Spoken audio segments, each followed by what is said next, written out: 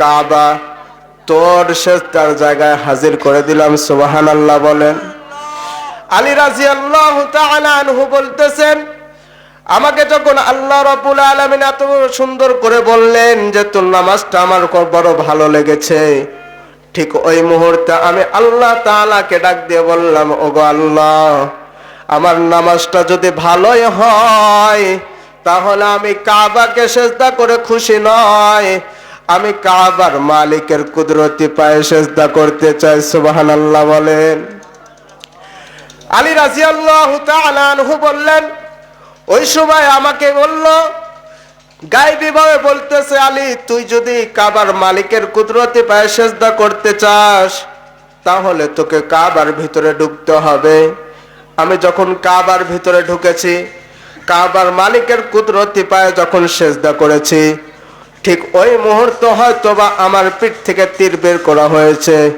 ওয়াল্লাযী নাফসি বিয়াদিহি, ওই সত্তার কসম যার হাতে আমার প্রাণ, ওই সময় আমি আলীকে যদি ৭০টা টুকরা করা হতো, আমি আলী রাদিয়াল্লাহু তাআলা আনহু কিছুই বুঝতে পারতাম না। সুবহানাল্লাহ। এই ছিল সাহাবীদের নামাজ, এমনটাই ছিল সাহাবীদের নামাজ।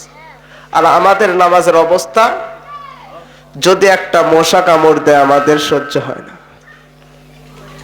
মশা কামড় দিলে আমাদের সহ্য হয় না।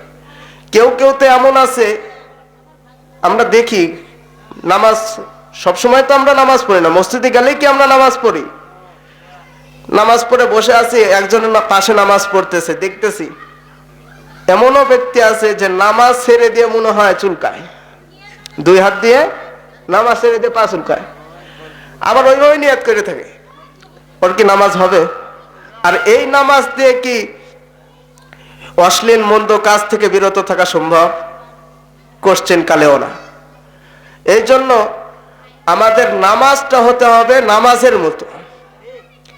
আমাদের নামাজটা যদি রাসূলের তরিকায় হয় তাহলে এই নামাজ অবশ্যই অশ্লীল মন্দ কাজ থেকে বিরত রাখবে।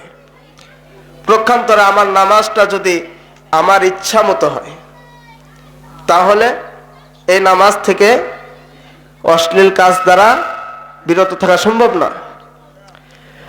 পৃথিবীতে যত ধরনের আমল আছে, রোজা আছে, হজ আছে, যাকাত আছে, দান সদকা, যেটাই বলেন, যত ভালো কাজ আছে, সব ভালো কাজ আল্লাহ তাআলা নবীকে বলেছেন ওহীর মাধ্যমে, কোরআনুল কারীমের আয়াতের মাধ্যমে বলে দিয়েছেন যে তুমি দান করো, তুমি রোজা রাখো।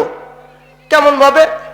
দিনের শুরু থেকে রাতের শেষ পর্যন্ত, মানে রাতের শুরু পর্যন্ত, দিনের শুরু থেকে রাতের শুরু পর্যন্ত এমন ভাবে বলে দিয়েছেন। কোরআনুল কারীমের ভিতরে, হাদিস শরীফের ভিতরে এমন ভাবে আসছে। কিন্তু নামাজ এমন একটা ইবাদত যেটা আল্লাহ তাআলা আয়াতে কারিমাত তো অনেক নাজিল করেছেন, সেটা ঠিক আছে, তারপরও স্বয়ং আল্লাহ তাআলা জিবরাইল আলাইহিস সালামকে দিয়ে পাঠিয়েছেন, যাও নবীজিকে নামাজ শিক্ষা দিয়ে এসো।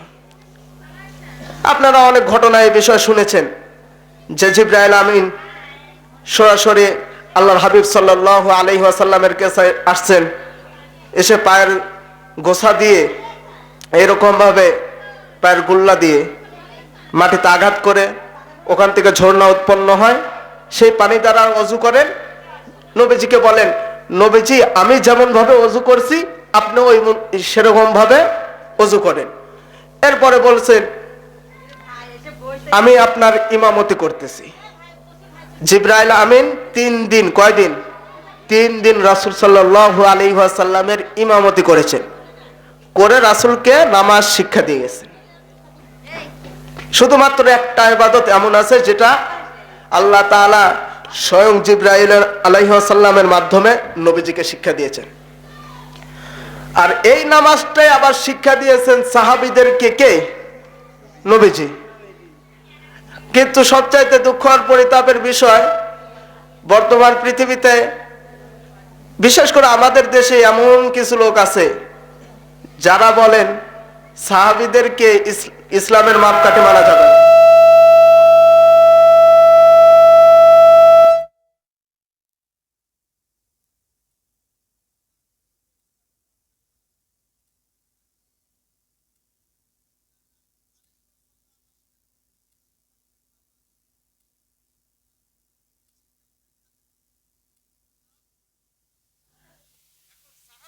দিলেন তাবেঈনদেরকে। আপনি যদি বলেন যে সাহাবীদেরকে ইসলামের মাপকাঠি মানবেন না, তাহলে আপনি নামাজ পড়ার তরিকা জানবেন কেমন ভাবে? নামাজ যে ভুল হয়, নবীজির নামাজ কি ভুল হয়েছে কোনদিন? না, নবী সংশোধন করে দিয়েছে। আপনি তাহলে কেমন করে বুঝবেন আপনি সাহাবীদেরকে মানেনই না? তাহলে আপনি কেমন করে বুঝবেন যে আপনার নামাজ ভুল হলো?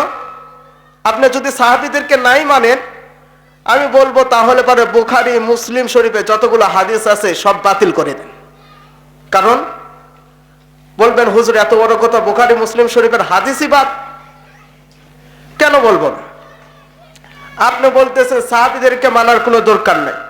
আরে ভাই, বুখারী শরীফের হাদিস, মুসলিম শরীফের হাদিস, ইমাম বুখারী ইমাম মুসলিম সাহাবীদের কাছ থেকেই তো বর্ণনা করেছেন, নাকি রাসূলের কাছ থেকে বর্ণনা করেছেন?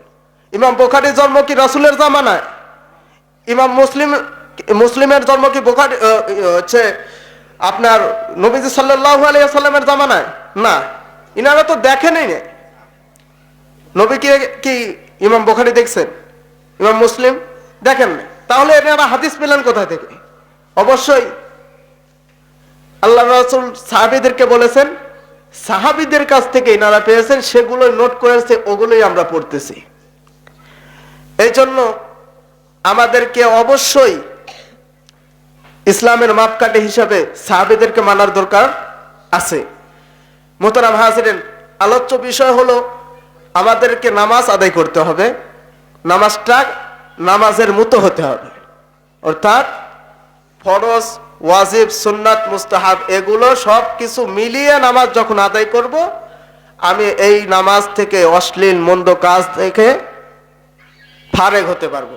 আল্লাহ তাআলা আমাদের সকলকে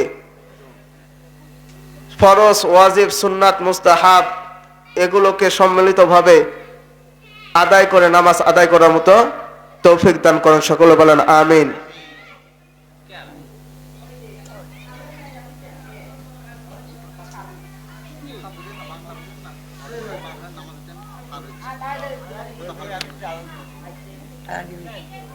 Usul TV.